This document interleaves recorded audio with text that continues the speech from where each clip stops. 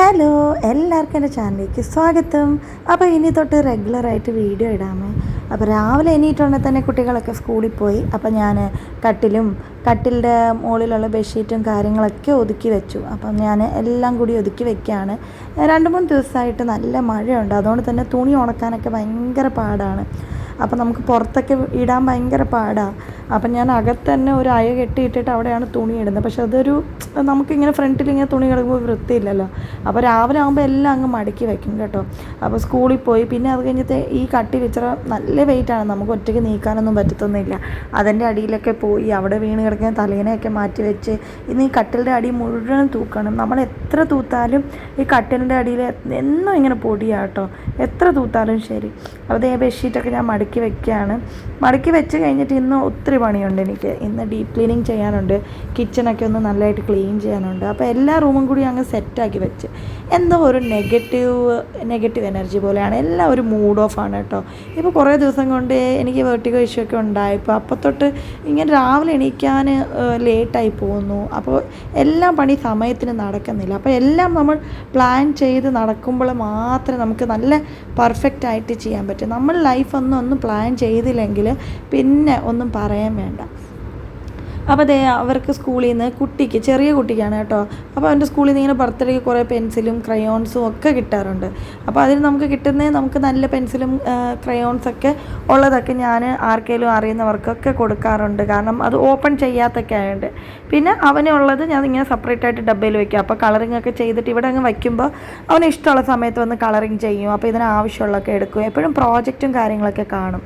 അപ്പോൾ ഈ ജനലിൻ്റെ അവിടെ തന്നെയാണ് വയ്ക്കുന്നത്. അപ്പോൾ ഈ റൂമൊക്കെ ഏകദേശം ഒതുക്കി. ഇപ്പോൾ ആ കിച്ചണിൽ ഇന്നലെ സൺഡേ ആയിരുന്നല്ലോ, സൺഡേ ആകുമ്പോഴേക്കും ഒരു മടിയാണ് കേട്ടോ. അപ്പോൾ സൺഡേ എല്ലാം പണിയൊക്കെ കഴിഞ്ഞ് എല്ലാം കിച്ചണൊക്കെ ക്ലീൻ ചെയ്തു. അപ്പോൾ രാവിലെ ബ്രേക്ക്ഫാസ്റ്റും ലഞ്ചും ഒക്കെ ഉണ്ടാക്കിയ പാത്രങ്ങളൊക്കെ ഉണ്ടായിരുന്നു.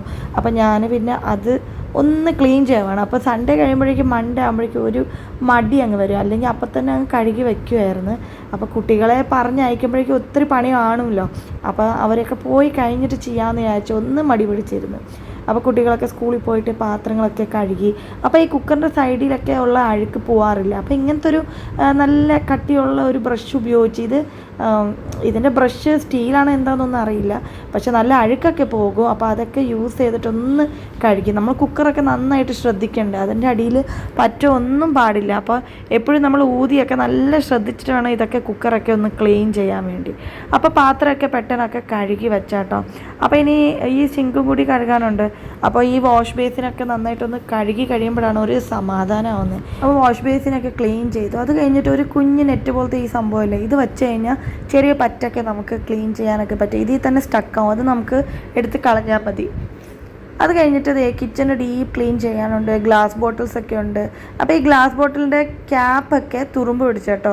അത് ഞാൻ തുടച്ചിട്ടൊന്നും പോകുന്നില്ല. അപ്പോൾ ഇത് നമ്മൾ ആഴ്ചയിൽ ഒരു പ്രാവശ്യം ഇങ്ങനെ ഒന്ന് തുടച്ച് വെക്കുകയാണെങ്കിൽ നല്ല നീറ്റായിട്ടിരിക്കും. എന്നിട്ട് പേപ്പറൊക്കെ ഒന്ന് മാറ്റിയെടുക്കാം.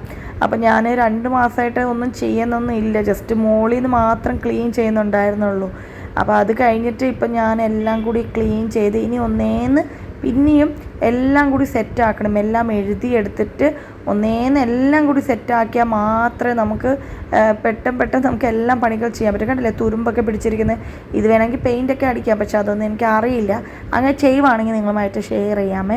അപ്പോൾ ഈ ലേസി സൂസൻ വളരെ നന്നായിട്ടുണ്ട് കേട്ടോ. നമുക്ക് ഈസി ആയിട്ട് ഇന്ന സാധനം വെക്കാം, നമുക്ക് ആവശ്യത്തിൽ തിരിച്ച് നമുക്ക് എന്ത് വേണമെങ്കിലും എടുക്കാം, അങ്ങനെയൊക്കെ ചെയ്യാം. അപ്പോൾ എല്ലാം ബോട്ടിലും കൂടി എടുത്ത് ഞാൻ എല്ലാം കൂടി വൃത്തിയാക്കി. വെള്ളമൊന്നും എടുത്തില്ല കേട്ടോ, ജസ്റ്റ് ഈ ടവൽ കൊണ്ട് തുടച്ചേ ഉള്ളൂ. അതേപോലെ തന്നെ ഇത് ഷെൽഫൊക്കെ ഒന്ന് ക്ലീൻ ചെയ്തെടുത്ത് ഇതിലൊക്കെ ചെലന്തി വരെയൊക്കെ കാണും, നമ്മളിതൊന്നും ശ്രദ്ധിക്കത്തില്ല. അപ്പോൾ ആഴ്ചയിൽ ഒരു 3 ദിവസമെങ്കിലും ഇവിടെ ഒന്ന് ക്ലീൻ ചെയ്യണം. കാരണം ഞാനിവിടെ മസാല വെക്കുകയാണ്. മസാല കണ്ടില്ല, താഴെയൊക്കെ ഒന്ന് പൊടി തട്ടിയിട്ടാണ് ഇതൊക്കെ തൂക്കണം. അപ്പോൾ തൂത്ത് തുടച്ച് കഴിഞ്ഞാലേ എനിക്ക് സമാധാനം കിട്ടത്തുള്ളൂ.